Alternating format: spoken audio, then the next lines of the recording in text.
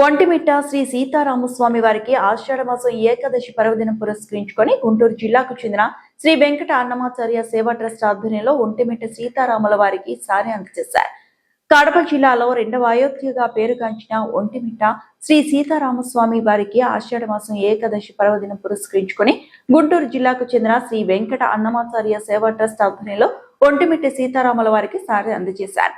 గుంటూరు జిల్లాకు చెందిన శ్రీ వెంకట అన్నమాచార్య సేవా ట్రస్ట్ ఆధ్వర్యంలో గురువు జయలక్ష్మి సుమారు 60 సేవకులతో కలిసి శనివారం స్వామివారికి అందజేశారు. వారు ఆలయం ప్రదక్షిణలు చేసి స్వామి అమ్మవార్లకు ఈ సారిను అందజేశారు.